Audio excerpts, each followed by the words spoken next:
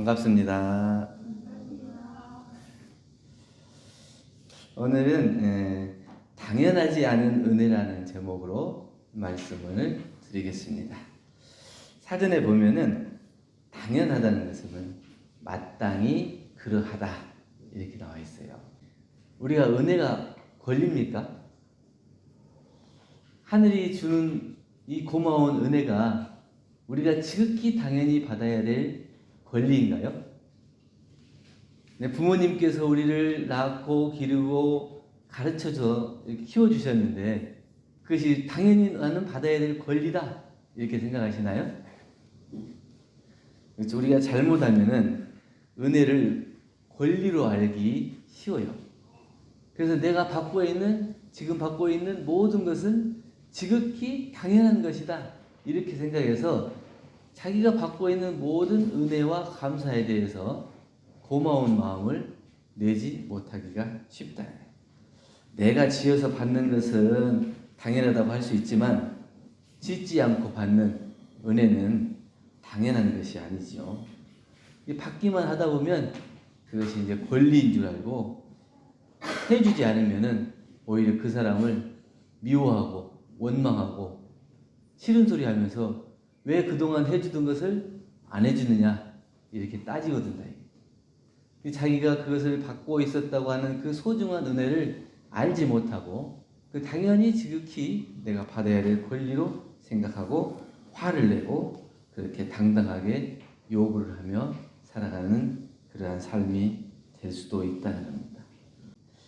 당연하다고 생각했던 것들을 조금만 더 깊이 생각해 보면 그것은 당연한 것이 아니고 한없이 큰 은혜고 당연히 내가 아무런 불편함이 없이 받게 됐던 그 일들 속에서는 말없이 고통을 견디고 희생했던 누군가가 있어요. 그래서 그 고통과 희생을 감당한 사람이 있기 때문에 내가 그것을 불편 없이 받아왔던 것이지 그건 당연히 지극한 내 권리가 아니에요. 만약에 누군가가 나에게 그러한 은혜를 베풀지 않았다면 그런 희생을 감수하지 않았다면 내가 지금 느끼고 있는 이 기쁨과 행복이 유지될 수 있을 것이냐 이렇게 생각해 보면 유지되기가 어려울 거예요. 그 사람의 희생의 바탕 위에서 내가 지금 행복하고 또 여유롭게 살아왔던 거예요. 그 사람이 없어진다면 그 모든 것을 내가 감당해야 되는 거예요. 지극히 당연한 은혜가 아니라는 거예요. 아침마다 떠오르는 태양은 당연한 것인가요? 아니 부모님의 은혜 또 매일 직장에 오면은 반갑게 맞이해주는 직장 동료들 있잖아요.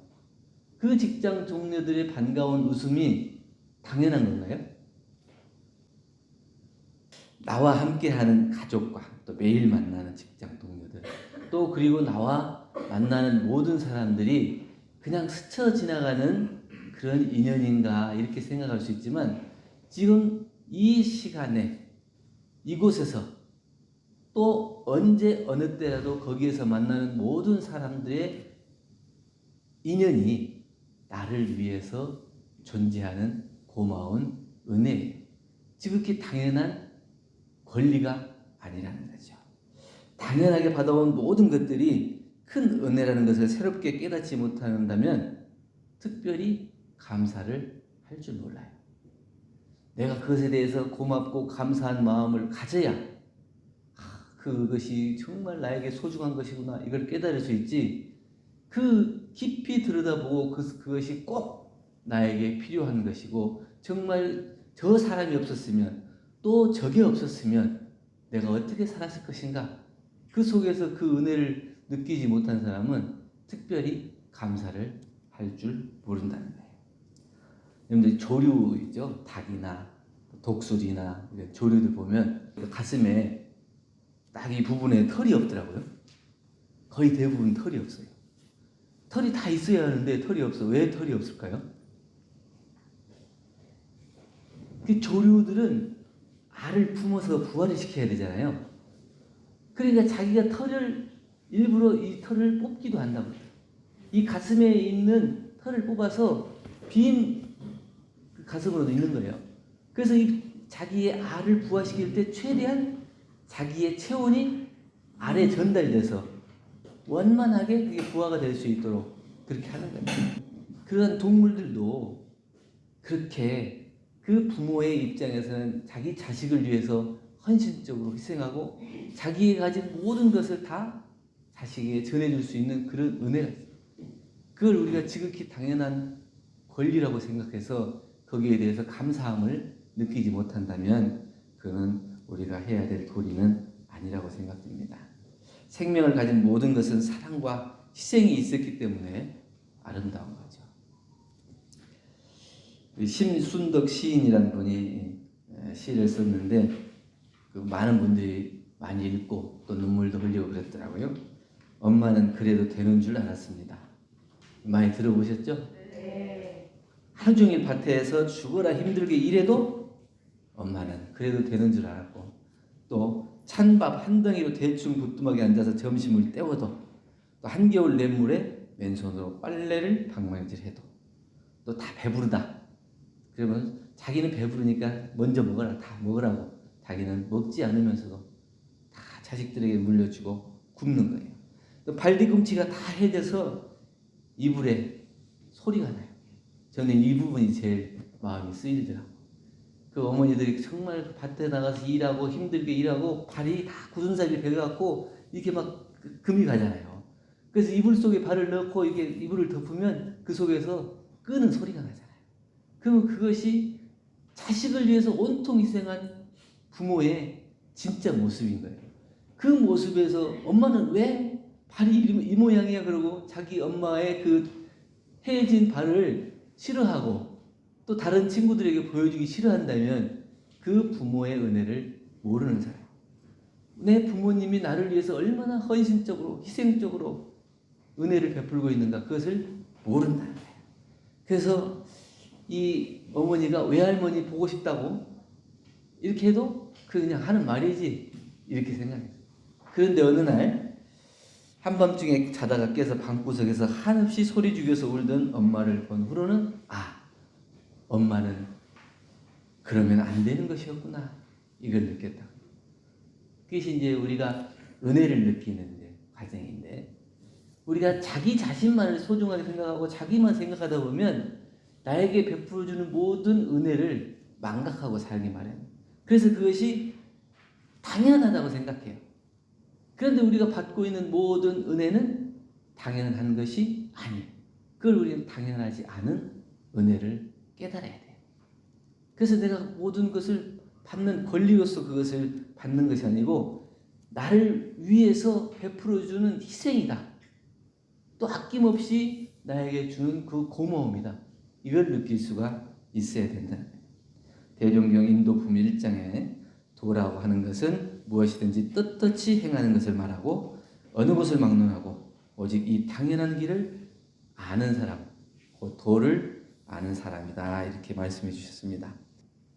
당연히 베풀어야 할 것을 자기가 생각해서 내가 누구에게 베풀 것인가 이걸 생각해야지 당연하게 나는 받을 것이다 이렇게 생각하고 누가 나에게 해주지 않는가, 누가 더 주지 않는가, 받을 것만 생각한다면 그 사람은 당연한 것을 모르기 때문에 도를 모르는 사람이다. 그렇다고 우리는 당연한 은혜가 아닌 것을 알고 저 사람이 나에게 베풀어준 은혜를 알았다면 내가 저 사람을 위해서 또 누군가를 위해서 무엇을 할 것인가, 어떤 것을 베풀어 줄 것인가 이것을 생각할 수 있는 사람, 그 사람이 은혜를 분명히 안 사람이고 도를 알아서 실천한 사람이다. 이렇게 얘기할 수 있다는 겁니다. 천도교의 2대 교주인 해월 선생이 있었어요. 이분은 여러 군데 이제 돌아다니다가 자기 제자 집에 하루는 간 적이 있었는데 그 제자의 며느리가 배를 짜요. 예전에 이렇게 다 배를 짜서 옷감을 만들어서 입었잖아요. 그러니까 이 해월 선생이 그 제자에게 물어봐요. 지금 누가 배를 짜고 있느냐? 그러니까 이 제자는 당연히 자기 며느리라고 해서 며느리가 짜고 있습니다.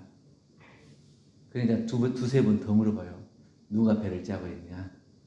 우리 며느리가 짜고 있다니까요. 그러니까 이 해월 선생이 이럽니다. 지금 배를 짜고 있는 것은 자네 며느리가 아니라 하늘님이다.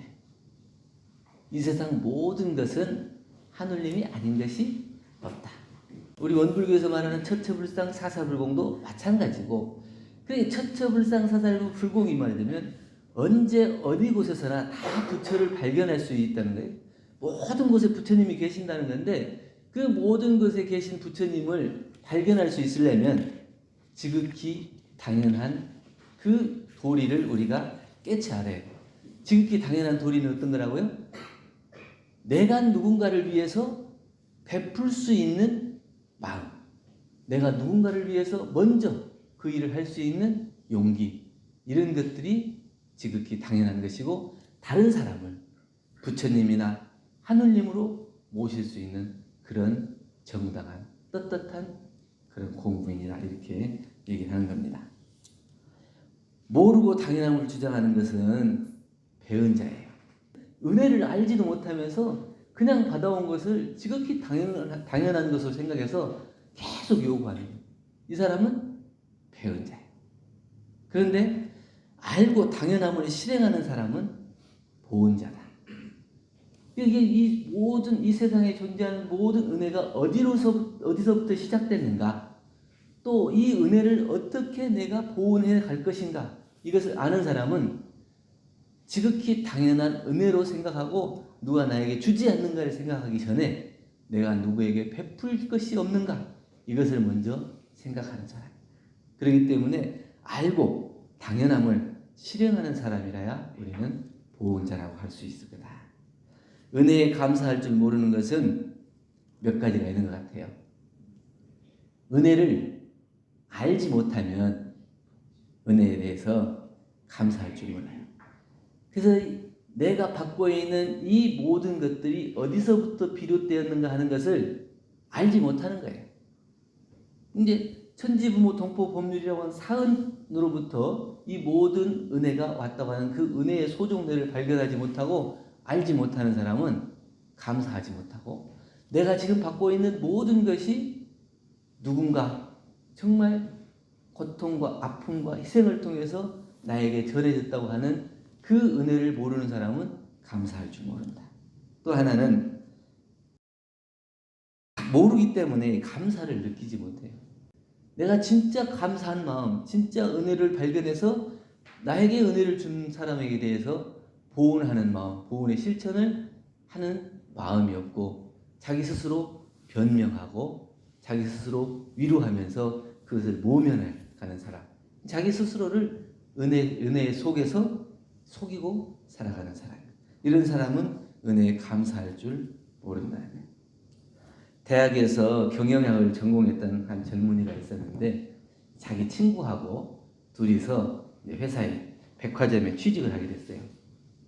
그런데 처음에 딱 경영학을 전공했기 때문에 취직하면 이 경영 쪽에서 사무직에서 이렇게 근무할 줄 알고 딱 기대에 부풀어 가지고 딱 출근을 했어요.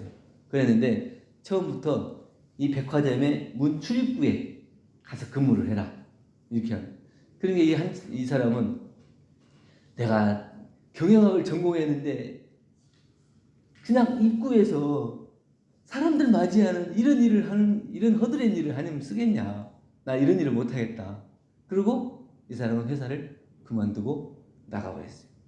그런데 그 친구는, 야, 내가 경영학을 공부했는데 이 경영의 실제를 알려면 실제로 사람들이 백화점에 어떤 사람들이 왔다 갔다 하는지, 어떤 사람들이 어떤 물건을 사는지, 이런 것들을 파악하면 훨씬 경영을 하는데 도움이 되지 않겠냐. 그러니까 좋은 기회다, 이렇게 생각해서 그 앞에서 안내하는 일을 재미있게 했어요.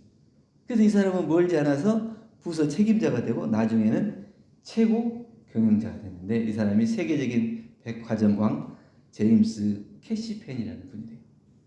그러니까 똑같은 거죠. 똑같은 환경과 똑같은 여건을 놓고도 정말 자기는 당연히 그러한 위치와 지위와 그런 보상을 받을 거라고 생각하는 사람은 그 받는 중에도 감사를 못해요. 은혜를 발견하지 못해요. 그런데 이 은혜와 감사를 발견할 줄 아는 사람은 그 중에서도 자기가 그 길을 헤쳐나갈 수 있고 더 좋은 기회를 만들 수 있는 은혜와 감사를 발견할 수 있게 됩니다. 자기가 받은 은혜가 당연한 것으로 생각하면 다른 어떤 사람 그 당연한 은혜를 누리지 못한다는 것을 알지 못해요. 내가 그 지극히 당연한 은혜 속에서 살면 다른 사람은 그런 당연한 은혜를 누려야 된다는 것을 깨닫지 못해요. 나만 그 당연한 은혜를 받아야 되는 권리로 생각하지 정말 나 말고 다른 사람 그와 똑같은 은혜를 느끼고 그런 속에서 살아간다 하는 것을 깨닫지 못한다는 거예요. 박노해 시인이 감사한 죄라는 시에 당신의 이제 팔순 노모가 눈물을 흘리면서 얘기한 것을 시로 쓴 거예요. 이 감사가 왜 죄가 될까요? 자기만을 생각하고 살았다는 거예요. 자기 아들의 무사 안일만을 생각하고 살았는데 내 아들만이 아니라 내 아들이 이렇게까지 무탈하고 여기까지 올 때까지는 또 그 무탈하지 못했던 많은 사람들의 희생도 있었는데 그 사람들의 희생을 돌아보지 못하고 오직 내 아들만을 보고 그것이 내 아들이 무사한 것만 감사하다고 기도하고 살았는데 나는 정말 감사를 통해서 죄를 짓고 살았다. 이 작은 감사밖에 보지 못했구나. 이런 것을 돌아본다는 얘기예요. 근데 우리도 마찬가지예요.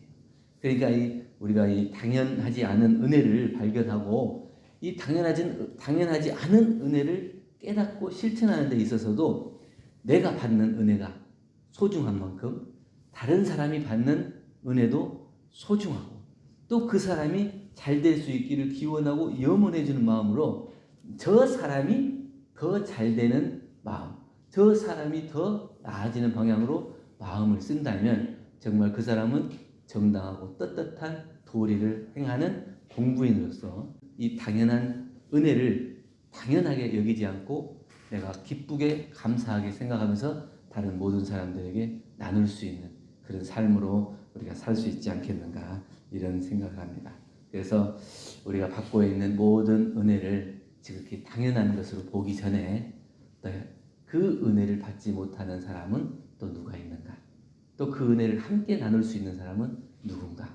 그래서 그 은혜를 함께 우리가 다 느끼고 누리면서 함께 행복해지는 그런 삶이 됐으면 좋겠다 하는 마음으로 오늘 당연하지 않은 은혜 제목으로 말씀을 드렸습니다. 감사합니다.